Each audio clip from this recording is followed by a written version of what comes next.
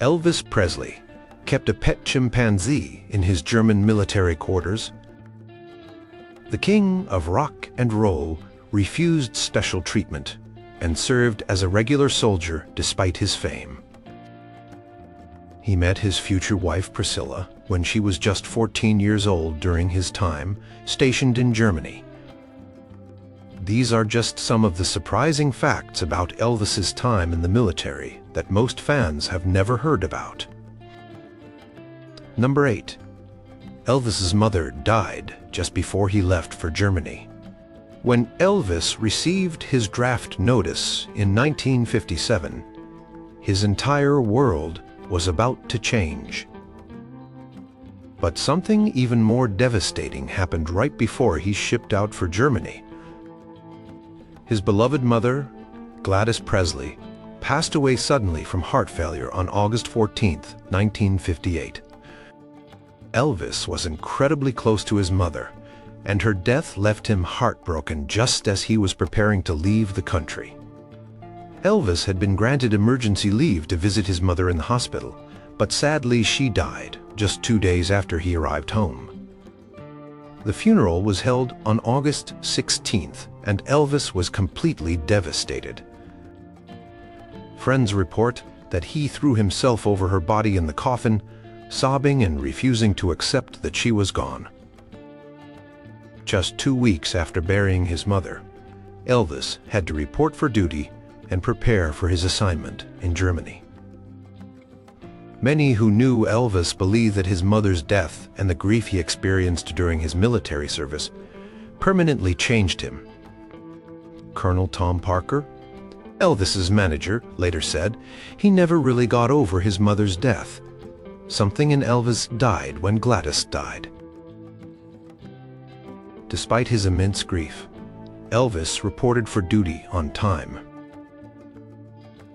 On September 19, 1958, just over a month after losing his mother, Elvis boarded the USS General Randall for the long journey to Germany. Photographers captured images of a somber Elvis on the ship, clearly still processing his immense loss while facing the uncertainty of military service in a foreign country. The timing couldn't have been worse for the young star. At 23 years old, he was at the peak of his early career, grieving his mother and now being shipped thousands of miles away from everything familiar. This emotional backdrop colored his entire military experience in Germany and explains much about his behavior during those years. Number 7. He could have avoided regular military service, but chose not to. Most people don't realize that Elvis had options that could have kept him out of regular military service.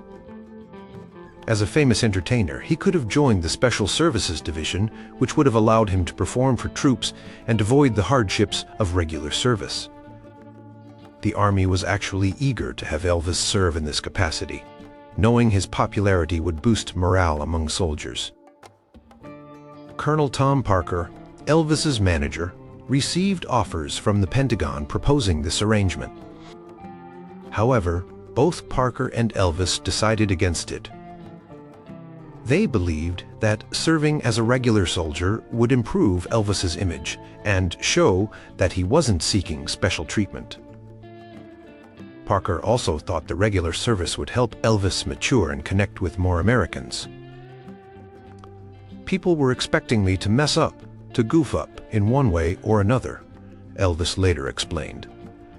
They thought I couldn't take it, and so forth, and I was determined to go to any limits to prove otherwise, not only to the people who were wondering, but to myself. This decision meant that Elvis would live in regular barracks, eat in the mess hall with other soldiers, undergo the same training and face the same challenges as any other draftee. His pay dropped from more than $100,000 per performance to just $78 a month, the standard private salary at the time. While in basic training at Fort Hood, Texas, Elvis initially faced some resentment from fellow soldiers who thought he might receive special treatment. However, his willingness to do everything required of other soldiers quickly earned their respect. By the time he shipped out to Germany, most of his fellow soldiers had become supporters and friends. The choice to serve as a regular soldier, rather than take an easier path, revealed something important about Elvis's character that many didn't know at the time. Despite his fame and fortune, he wanted to be seen as an ordinary American doing his duty. This decision would significantly influence public perception of Elvis in the years to come. Number 6. Elvis became addicted to amphetamines during his military service. One of the darkest aspects of Elvis's military service was his introduction to amphetamines. During night training exercises in Germany, some soldiers used prescription amphetamines to stay alert. Elvis, who struggled with staying awake during long guard duties, was introduced to these pills by his sergeant. In the Army, they gave them to us to keep us awake during night alerts and night duties, Elvis later told a friend. What began as a practical military tool quickly became something more concerning. Elvis discovered that the pills not only kept him awake, but gave him energy and confidence for performances and helped control his weight, something he'd always struggled with. The pills were not illegal at the time, and were commonly prescribed for weight loss and fatigue. Elvis likely didn't realize the potential for addiction and the long-term health consequences that would follow him for the rest of his life. According to several biographers, this marked the beginning of Elvis's complicated relationship with prescription medications.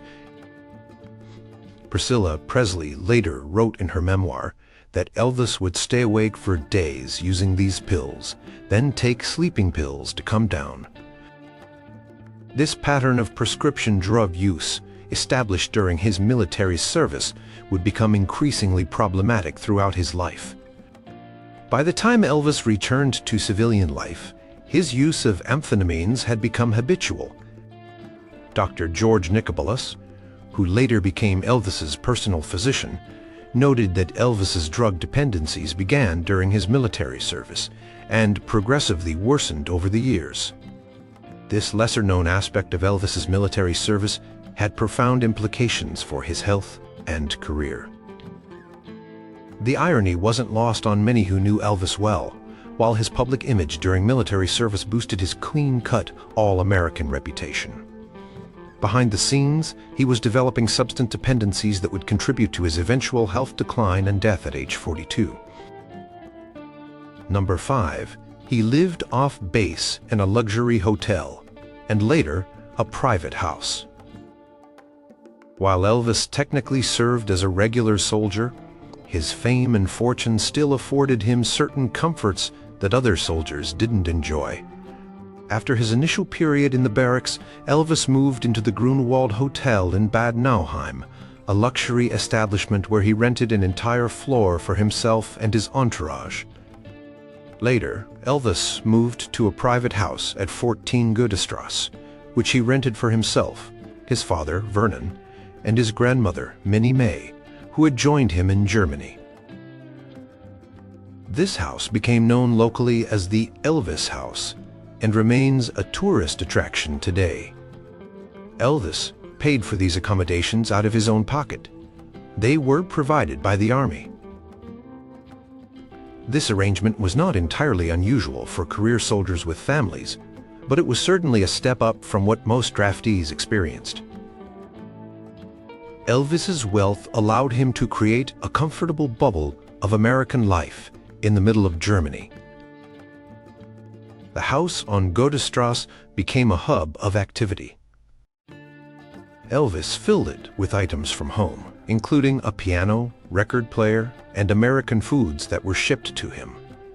He often invited fellow soldiers over for meals and parties, giving them a taste of luxury they otherwise wouldn't have experienced during their service. Despite these comforts, Elvis still fulfilled all his military duties. He reported for duty each morning, participated in field exercises, and maintained his responsibilities as a soldier. His superiors noted that he never used his fame to avoid work or responsibilities, even though he returned to a much more comfortable living situation than the barracks when off duty. This balance between serving as a regular soldier while maintaining some of the comforts his wealth afforded him characterized Elvis's unique military experience. He straddled two worlds, that of the everyday soldier and that of an international superstar who could afford luxuries even in a foreign country during military service. Number 4. Elvis kept a pet chimpanzee in his German quarters. In one of the stranger episodes of Elvis's military service, he briefly kept a pet chimpanzee named Tom Little in his rented house in Bad Nauheim. Elvis had always loved animals and would later become known for his unusual pets at Graceland, but having a chimp while serving in the army was particularly unusual.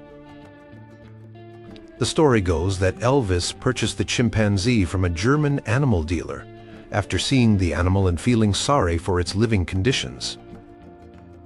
He brought the chimp home to his Goethestrasse residence, where it quickly became both an amusement and a nuisance. According to accounts from Elvis's friends, the chimp would wear clothes, eat at the table, and entertain guests.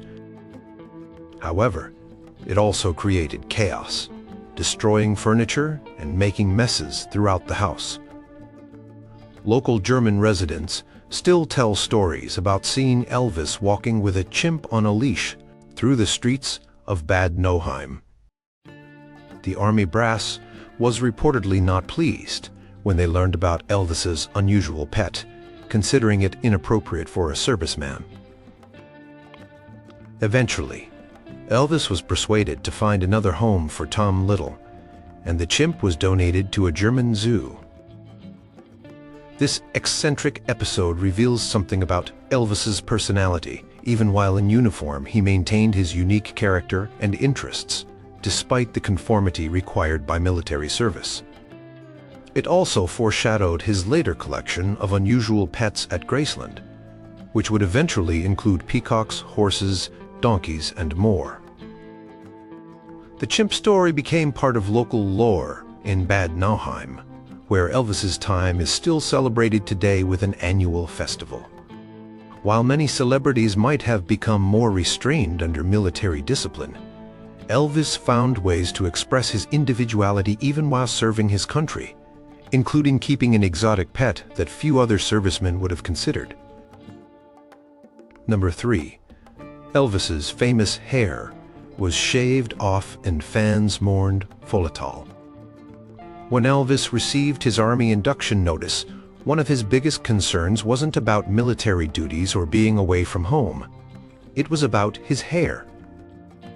Elvis's pompadour hairstyle had become a signature part of his image, and the prospect of the military buzz cut genuinely troubled him. On March 24, 1958, as cameras flashed and reporters watched, the barber at Fort Chaffee, Arkansas, cut off Elvis's famous locks. The haircut became international news, with newspapers around the world carrying photos of the shorn star. Fans were so distraught that they mailed letters of condolence, and some even claimed to have kept vigils mourning the loss of his hair. Souvenir hunters offered money for locks of the famous hair, and several enterprising barbers later claimed to have saved some to sell to fans. The army barber who performed the cut, James Peterson, later said he had no idea who Elvis was when he sat down in the chair, but he certainly knew by the time he finished the haircut, as photographers swarmed around them. "I just cut it short, like all the rest," Peterson told reporters. "I didn't know what all the fuss was about until later." For Elvis, the haircut was symbolic. It represented giving up his civilian identity and image as a rock and roll rebel. In Germany, Elvis kept his hair regulation short, though photographers noted he would sometimes try to style it slightly when off duty, using a bit of grease to give it some height at the front, a small rebellion against military conformity. When Elvis returned to civilian life in 1960, rowing back his signature hairstyle was one of his first priorities. However, he never returned to the wild, untamed look of his early years. His post-army hair was more controlled and conservative, perhaps reflecting the way military service had changed him. The haircut incident might seem trivial, but it represented something significant about Elvis's willingness to sacrifice for military service. His hair was an important part of his image and identity, and surrendering it symbolized his commitment to serving like any other American draftee. Number 2. Elvis rose to the rank of sergeant and operated tanks. Many fans assume Elvis was given special treatment or ceremonial duties during his service, but the reality is quite different. Elvis became a skilled tank operator and mechanic during his time in Germany, serving with the 3rd Armored Division's Company D, 32nd Tank Battalion. Elvis took his military duties seriously and excelled in his training. He learned to operate the M4A Patton tank, a 50-ton battle tank that was a main component of NATO forces in Germany during the Cold War era. This wasn't glamorous work. It involved long hours, mechanical expertise, and difficult conditions. "I was trained to use weapons that most people will never even see," Elvis later said of his service. "I know how to disassemble and reassemble tanks. I know how the Army works from the inside." Elvis's competence and dedication to his duties impressed his superiors, and he was promoted to Private First Class in November 1958, then to Specialist Fourth Class in June 1959, and finally to Sergeant in January 1960, shortly before his discharge. These promotions weren't honorary. They were earned through demonstrated leadership and skill. During field exercises, Elvis operated tanks in the German countryside, sometimes for days at a time in harsh winter conditions. These exercises simulated potential combat situations with Soviet forces, as tensions between East and West remained high during this period of the Cold War. Fellow soldiers later recalled that Elvis never complained about the difficult conditions and often boosted morale with his positive attitude and occasional impromptu singing sessions during breaks. Far from being a pampered star, Elvis endured the same challenges as his fellow soldiers: cold nights in the field, long marches, and the constant tension of being stationed just miles from the Iron Curtain. His technical knowledge of tanks and mechanized infantry operations was real and substantial. This aspect of Elvis's military service is often overlooked, but it demonstrates that his time in uniform was much more than a publicity stunt or an interruption in his entertainment career. He genuinely served his country as a skilled soldier. Number 1. Elvis met his future wife Priscilla while stationed in Germany. Perhaps the most significant personal consequence of Elvis's military service in Germany was meeting his future wife, Priscilla Bowley. Their first meeting occurred at a party at Elvis's home in Bad Nauheim in September 1959, when Elvis was 24 years old and Priscilla was just 14. Priscilla was living in Germany because her stepfather, Air Force officer Paul Booley, was stationed there. She was invited to Elvis's house by a mutual acquaintance who knew Elvis was looking for company and thought the pretty teenager might interest him. "I remember that night as if it were yesterday," Priscilla later wrote in her memoir. Elvis was immediately taken with the young girl, who reminded him somewhat of his ideal woman, the actress Deborah Paget. Despite their age difference, Elvis began a relationship with Priscilla while in Germany, spending considerable time with her despite her parents' initial concerns. The relationship during this period was complicated by several factors, not just Priscilla's young age, but also Elvis's celebrity status and the fact that he was seeing other women simultaneously, including Elizabeth Stefaniak, who worked as his secretary in Germany. When Elvis prepared to return to the United States in March 1960, Priscilla was heartbroken. They maintained contact through phone calls and letters, with Elvis promising that they would eventually be together.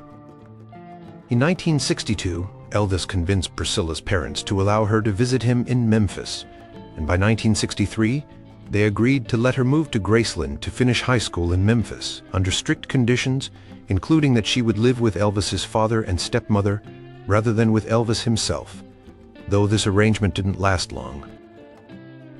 Elvis and Priscilla eventually married in 1967, nearly 8 years after their first meeting in Germany. Their only child, Lisa Marie Presley, was born in 1968.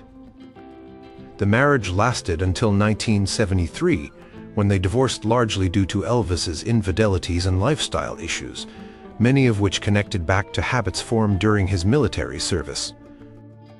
The meeting of Elvis and Priscilla represents one of the most significant long-term impacts of his time in Germany. Had he not been stationed there, their paths likely never would have crossed, and the final chapters of Elvis's personal life would have been entirely different. Throughout his life, Elvis often reflected on his time in Germany as Gia, not just because he met Priscilla, but because the experience of military service changed him as a person. He left for Germany as a grieving young star, uncertain about his future. He returned as a more mature man with new perspectives, experiences, and relationships that would shape the remainder of his life and career.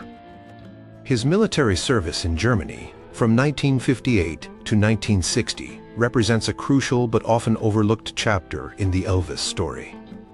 Far from being simply a career interruption, those years in Germany profoundly influenced Elvis's personal life, public image, health, and future path. The lesser-known details of that period reveal much about the man behind the entertainer, his character, his flaws, his relationships, and the experiences that shaped him beyond the spotlight.